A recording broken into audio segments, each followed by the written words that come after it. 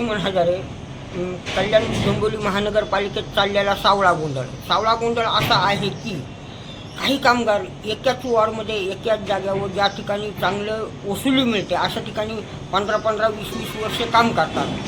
हे आमच्या निदर्शनात आल्यामुळे आम्ही पालिका आयुक्त, सामान्य प्रशासनाचे आयुक्त, अनधिकृत बांधकामाचे आयुक्त यांना वारंवार पत्र देऊन देखील हे त्या कामगारांवरती कुठल्याही प्रकारे कारवाई करत नाहीत आणि उलट आम्हाला सांगतात की तुम्ही त्यांच्याबद्दल कशाला बोलता, तो मोठ्या नेत्याचा माणूस आहे.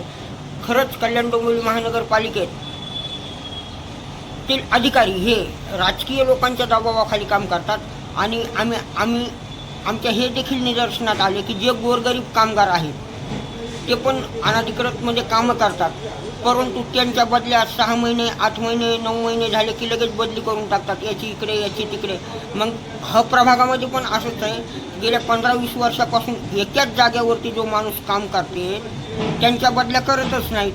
उलट ते आम्हाला छाती ठोकपणे सांगतात की मी ह्या नेत्याचा माणूस आहे, मी ते नेत्याचा माणूस आहे. म्हणूनच कल्याण डोंबिवली महानगरपालिकेचे आयुक्त, उपायुक्त, सामान्य प्रशासनाचे आयुक्त, अनधिकृत बांधकामाचे आयुक्त हे राजकीय दबावाखाली काम करताना दिसत आहेत.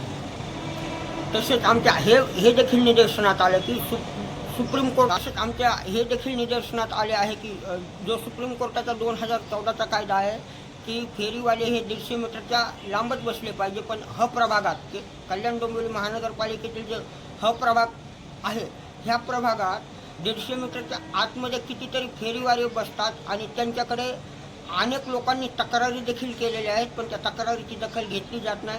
उलट एखाद्या दिवशी थाटून कारवाईच्या नावाखाली एक अर्धा घंटा पथक प्रमुख येतात, कारवाई करतात आणि परत तो जो माल असतो तो माल लगेच बिना रिसीट त्या फेरीवाल्यांना दिला जातो.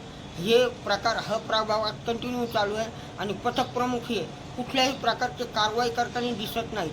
त्यांच्याकडे अनेक नागरिकांच्या या संदर्भात तक्रारी देखील आलेल्या आहेत, परंतु कारवाई 0 दिसते. मी पालिका आयुक्तांना सांगू इच्छितो की साहेब, तुम्ही ह्या अशा भ्रष्ट अधिकाऱ्यांवर कारवाई करणार का जे पथक प्रमुख म्हणून काम करतात, जे फेरीवाल्यांना कुठल्याही प्रकारे कारवाई दाखवत नाहीत आणि जे अनेक वर्षापासून एकाच जाग्यावर कार्यरत आहेत. अशा कामगारांवर आयुक्त तरी कारवाई करणार का तुम्ही त्यांना असेच आशीर्वाद देणार, तुम्ही त्याच जाग्यावर बसून खात राहा, तथाच तू म्हणत राहा, असंच करणार का?